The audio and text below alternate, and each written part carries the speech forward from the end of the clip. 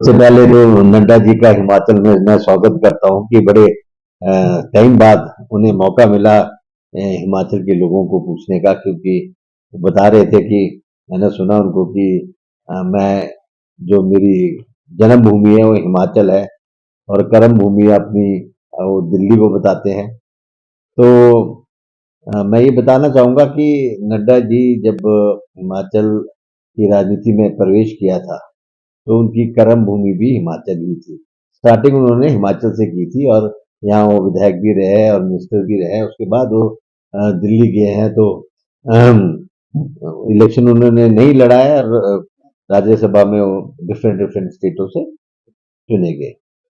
तो मैं आपको बता देना चाहता हूँ नड्डा जी कि सबसे पहली बात तो ये है कि डबल इंजन की सरकार इससे पहले भी थी हिमाचल प्रदेश में। तो कितना विकास आपकी डबल इंजन की सरकार ने हिमाचल प्रदेश में किया। और अगर आप इस बात को मानते हैं कि उन्होंने विकास किया होता तो फिर क्यों आप सत्ता से बाहर हुए, क्यों आपकी सत्ता नहीं आई, मैं ये पूछना चाहता हूँ। दूसरी बात ये है कि आप हिमाचल के बारे में आपने सोचना बिल्कुल बंद कर दिया है। हिमाचल की अगर आप बात करते दिल्ली में, तो माननीय प्रधानमंत्री जी आए थे और 1500 रुपये की 1500 करोड़ की यहाँ घोषणा करके गए। वो पैसे अभी तक नहीं आए। अगर आप हिमाचल की बात करते तो हिमाचल किस परिस्थिति से गुजरा है, कितनी आपदा हिमाचल में आई है, उस समय आप आंकलन करने क्यों नहीं आए? या आपने जो आपके लोगों ने जो टीम दिल्ली से आई थी, डिजास्टर की टीम आई थी, उन्होंने आंकलन किया, उस हिसाब से हिमाचल को पैसा क्यों नहीं मिला? आज आप बोलते हैं कि हमने हिमाचल को पीछे धक दिया है। मैं आपको बता देना चाहता हूं कि इन सीमित संसाधनों में भी हिमाचल को हमने किसी भी विकास के कार्य से वंचित नहीं रखा है।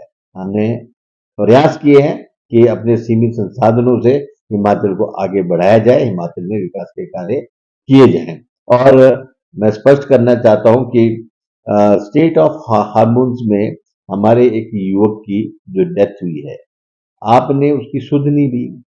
कोई भी व्यक्ति हमीरपुर उसके घर नहीं गया। आपकी सरकार के लोगों ने क्या कदम उठाए? आपने तो इवन की मैं आपको बताना चाहता हूं कि जो आज त्राही त्राही मची हुई है पूरे देश में, वो बेरोजगारी है। डीजल पेट्रोल के रेट्स आप देख लो कहां पहुंच गए, रसोई गैस देख लो आप कहां पहुंच गया। जब हमारे टाइम में हमने सिर्फ कुछ पैसे बढ़ाए थे, तो आपके जो नेता थे वो गले में प्याज और सिर में सिलेंडर लेके घूमते थे। अब क्या करे हिंदुस्तान की जनता?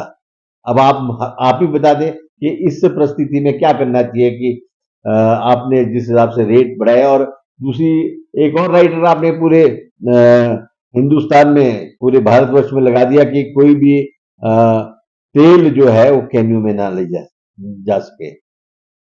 आप एक चीज बताइए, क्या हमारे बागवान, क्या हमारे जो किसान हैं, उनके पास कोई अपने पेट्रोल पंप है जो वहां से भर के वो अपने थ्रेशर चलाएंगे, अपने ट्रैक्टर चलाएंगे, अपने जो मशीनरीज है जो उपयोग करते हैं, वो चाहे हॉर्टिकल्चर के लिए चाहे एग्रीकल्चर के लिए, उन सब चीजों में तेल लगता है। तो तेल अगर कैनी में नहीं ले जाएंगे तो क्या आप उन सभी लोगों किसानों को क्या अलग अलग पेट्रोल पंप से लेके दोगे? तो आप इन बातों पे आपने विचार करना बंद कर दिया, इन चीजों को आपने बोलना बंद किया। और पेपर देखो, नीट का पेपर लीक हुआ, माननीय प्रधान जी मन की बात करने हमेशा आ जाते हैं। 8 बजे आज प्रधानमंत्री जी मन की बात करेंगे। उन्होंने एक बार भी ट्वीट किया नीट के पेपर क्यों लीक हुआ? आप किसी ने बोला कैसे हुआ? और आज परिस्थिति यह है कि विमानों में पेपरों को भेजा जा रहा है, वहां से सप्लाई किया जा रहा है।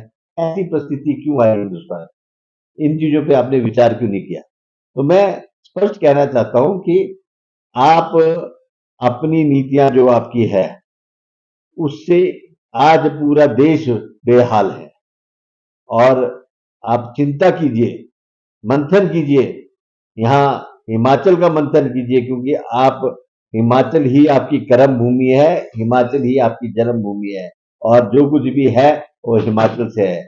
मैं ये समझता हूँ कि आपको ये मंथन करना चाहिए और आपको केंद्र सरकार के सामने इन बातों को रखना चाहिए कि यहाँ के मुद्दे क्या है, और यहाँ सभी लोग रहते हैं, कांग्रेस के लोग भी रहते हैं, बीजेपी के लोग भी रहते हैं, और जो भी आप कार्य करोगे वो किसी इंडिविजुअल के लिए नहीं करोगे, पूरे हिमाचल के लोगों के लिए करोगे। इसलिए मैं आपको स्पष्ट करना चाहता हूँ कि कृपया करके आप इन चीजों पे, आज हमारे युवा बेरोजगार है, ये चीज को आप केंद्र में उठा सकते हैं।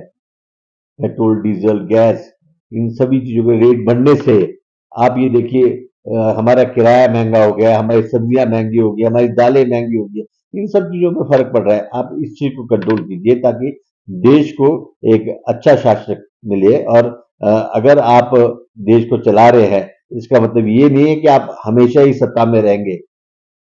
यहाँ की जनता कभी भी आपको उखाड़ के फेंक सकती है। तो मेरा आपसे निवेदन ये है नड्डा जी, कि आप जब केंद्र में जाएं तो माननीय मोदी जी के सामने इन मुद्दों को रखिए ताकि हिमाचल के लोगों का सुधार हो सके। बहुत बहुत धन्यवाद। विनय जी, अगर बात कुछ ज्वेलरी से पहनी नहीं जाती, वो आने वाली पीढ़ियों की पहचान होती है। लेगेसी का मतलब सिर्फ साल नहीं होते, वो रिश्ते होते हैं जो वक्त के साथ और गहरे होते जाते हैं। वर्मा ज्वेलर्स का नाम सिर्फ एक ब्रांड नहीं, एक परंपरा है।